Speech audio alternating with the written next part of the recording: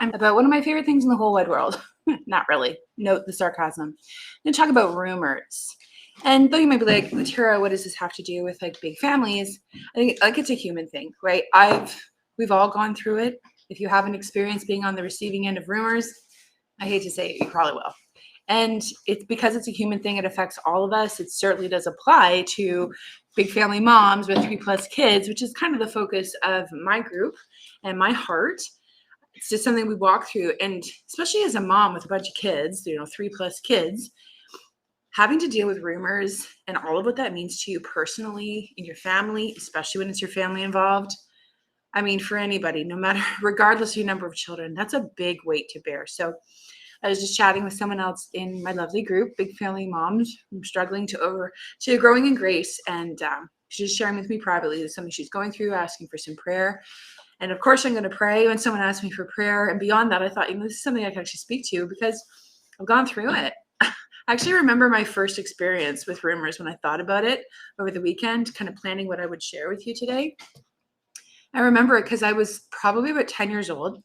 I went to an all Catholic French school, or all French Catholic school. And I'm an English speaker. My parents speak English. So it took me a couple of years to really kind of catch up, and I never really felt like I fit in. Tallest in the class, glasses, didn't speak the language everyone else spoke. So, right there on the totem pole of coolness, I was pretty low. So I was kind of an easy kid to pick on growing up. Well, my mom was a garage sailor, still is. I love garage sales. And someone on our street had a garage sale. And at the end of the day, decided to leave everything at the curb and just like help yourself. I helped myself, being a little, thrifty person. It literally was like 2 doors over. So I had permission to go that boundary. I ended up picking up a sewing machine, my first ever sewing machine, and it worked. And I loved to make doll clothes at the time and dolls for my Barbies. So I was so happy to have my own sewing machine in my own bedroom. When I got to school on Monday morning, I made the big mistake of telling someone who was only one rung up the ladder of coolness. Anyway, she probably recognized that like she could use this against me. And she's like, you got a sewing machine out of a garbage? And I was like, no, it wasn't a garbage. It was the end of a garage sale. Garbage, garage, different words, And she's like, they were going to throw it out with their she just kind of went with it. 10-year-old kids, right? Next thing you know, all the kids at recess in my class are calling me Tara Poubelle, which in English means garbage Tara.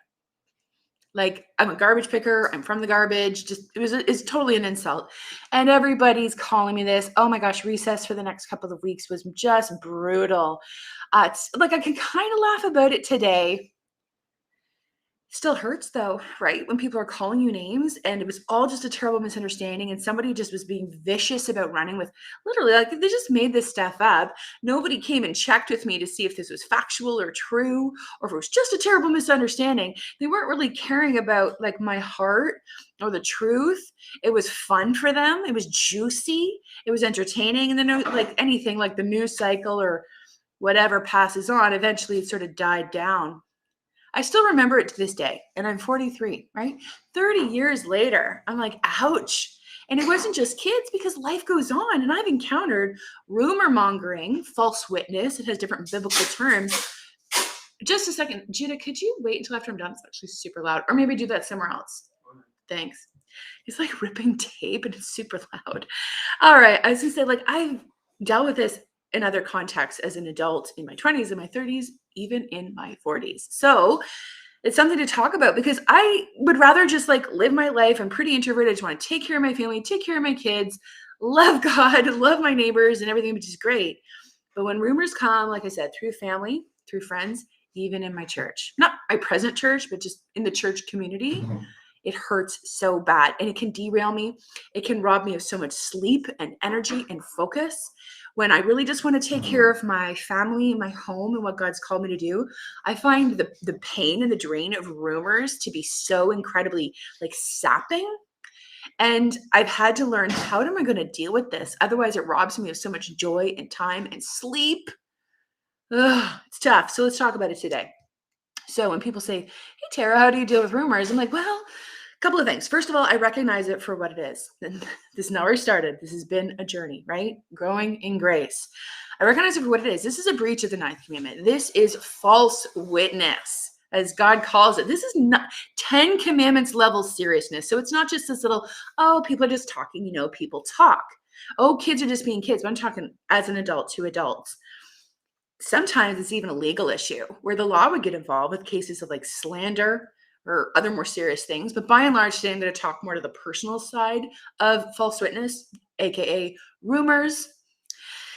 And ultimately, it helps me to know that God knows the truth. He knows what happened, who was involved, why they did it, and exactly what they did, and what it meant to me, to my loved ones, to my family, to my reputation, to my loss of sleep. It comforts me to know that God knows, even if the situation is never resolved to my satisfaction. And I never have this, like kind of the vindication of having my name cleared and a public apology and all of that.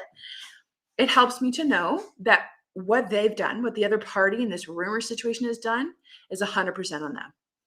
But what I do next is 100% on me. Ooh, right? So I know that I have choices moving forward. And like I said, they're 100% my responsibility, my moral responsibility for how I choose to proceed. Even though what they've done is grievous usually, right? You're like, oh my gosh, it's totally not true. You guys are just making stuff up and now you're spreading it. And it's like wildfire, it's not being contained. And it can start to have devastating effects, not only personally, but sometimes even reputationally. Is that a word? Financially, if you have a small business in a small community like we do, you're like, whoa, right? The consequences can get real really fast. And it's really hard to put that cat back in the bag. So knowing that I have choices moving forward, that they're 100% my personal responsibility, speaking for myself. Obviously, my husband and I will collaborate together if it's kind of more of a family affair. But speaking one-on-one, mom to mom, I see two main options. One is I leave it in God's hands. I literally just duck. And I take my example from Jesus when he was under fire on the night of his crucifixion, the time of his betrayal, where he was being absolutely falsely accused. They'd even paid off false witnesses against him to incriminate him in this really like rigged court, this kangaroo court that was happening, where all kinds of like rules of integrity and of the Mosaic law were being breached. Can you just wait until I'm done, buddy? Thank you. My poor sons. I said, just give me 15 minutes. Thanks. I'll let you know when I'm done. Jesus was under major fire of rumors flying against him. And he didn't necessarily just like get angry and get even. He actually, counterintuitive as it seems, it got really quiet. And you're like, come on, speak up for yourself, man. Like they're making this stuff up and like, you're going to die. Like talk about consequences. Now listen, I'm not going to dive into all the reasons why Jesus chose to remain quiet, but I recognize that he did not get angry and get even. So I take comfort when there have been times in my life when rumors have been flying against me, sometimes online, in local groups, or in other circles that I run in about me that are just false. They're garbage. And it's almost like, do people want to believe this junk? Are we children? Are we still in high school? Sometimes, right? You're like, oh, Lord, help me. I leave it oftentimes in God's hand because he is my judge. He is my vindicator. And, I'm told to humble myself in the strong hand of God, knowing that he will vindicate me in time. And it may be, and this comforts me, to the glory of his grace, he may be very gracious to the other parties involved and lead them to repentance, personal repentance, and even like an awareness of their sin in this particular instance. He may also be glorified by his justice, whatever that looks like in their life. We see plenty of instances, sometimes serious instances in the Bible, where God brings swift justice upon people who are sinning against God and man. And though I don't necessarily like pray like imprecatory prayers like David did, of like God just like wipe them out, get them back. I leave God that in God's good care because he's been so gracious to me. So I'm not necessarily like taking pleasure out of other people's ruin, especially when it's as a consequence of spreading rumors about me. So leaving in God's hands, option number one. Option number two is actually to address it. So that kind of has two channels. One would be kind of me more personally going to them one-on-one to seek clarification. Now, the steps I'm about to share with you, I actually really mostly got from the book, The Peacemaker. It's a biblical-based book on conflict resolution by Ken Sande. Such a good book. And I'm just going to link it below if it's something you want to look into, because just, I'm going to give credit where credit is due. I didn't necessarily come up with all of this stuff on my own. So some of it's sort of intuitive. It's really good for me to have that book available to me. I've walked through this, and, without getting too indiscreet about the details of the people involved, it really helped equip me to deal with conflict resolution. And certainly rumor mongering is one of those times you're like, oh my gosh, how am I going to deal with it? So if you do choose to address it, Ken Sandy's book really helped outline, first, go to the other party if you choose to, if you feel like it's safe to. It's not necessarily like a legal situation, it's more personal, to seek clarification. And clarification means something like, hey, I've heard this is going on, calmly, and just be like, can you shed some light on this? Can you help me understand what's going on? So it's very like kind of holding back my emotional response and not just lashing out at the other party, but instead just literally seeking clarification. So this would be calm and in person. And that's tough. And I get it, because it's so much easier to stay behind the computer screen and send an email or send a text and just leave it that way. But 90% of communication is nonverbal. That means only 10%, like the words are only 10%, but the tone, the warmth, the eye contact, the reassurance of, hey, I'm just seeking to understand, that's all lost if you're texting or emailing or social media or whatever. So difficult as it is to face someone who you have every reason to believe is being like a vicious rumor monger, like this heartless person that you could just slap, going to them personally, if you choose to feel like it's wise, and at least a step one, calmly in person, and just say, hey, can we just clarify what's going on here? Maybe there's a misunderstanding. Maybe I've misunderstood something. Maybe you've misunderstood something. Let's just shed some light on everything. And sometimes that's all it is. Like, it's really all just been a terrible misunderstanding, and you can clear things up and kind of go from there. But elephant in the room, sometimes that's not the case. Sometimes the other party is very aggressive and they're not easy to talk to. Maybe not even very safe, like emotionally or physically safe to be around, or mentally safe, because they can be a real piece of work. And if they feel attacked, if there's a shred of truth to what you're asking about clarification, their defenses might kick in and they turn it all around on you, especially if you're dealing with someone who's more narcissistic, and just it will flip it right around on you. It's all about you. It's never about them. You know what I'm talking about.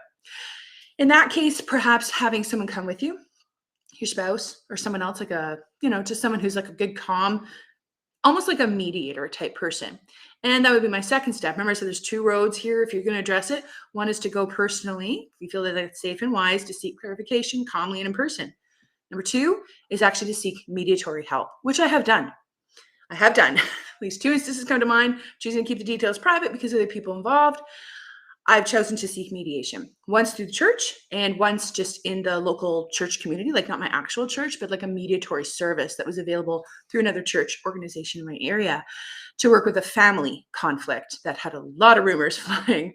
So then I was able to work with a third party, and it really helped us all keep our emotions in check and kind of be our best selves as we did finally meet together. We did a lot of prep work. If this is a relationship with someone you want to pursue, or you feel like the situation is grievous enough that it needs to be addressed, at least insofar as you can take it. So those are kind of my two main steps that you can take, that I have taken. I have walked through, and I will probably walk through again. And the book, like I said, The Peacemaker by Ken Sandy, has been so helpful in even giving like scripts on how to say this, wording, and helping me plan in advance what I'm going to say. So I'm not just speaking out of my emotion, and I'm not just reacting in the heat of the moment, especially if the person says something that's particularly provoking, or it's just making matters worse. And here's the deal. If it is going from bad to worse in spite of everything, then it might be time to seek some further counsel from like either a mediator or maybe some pastoral counsel.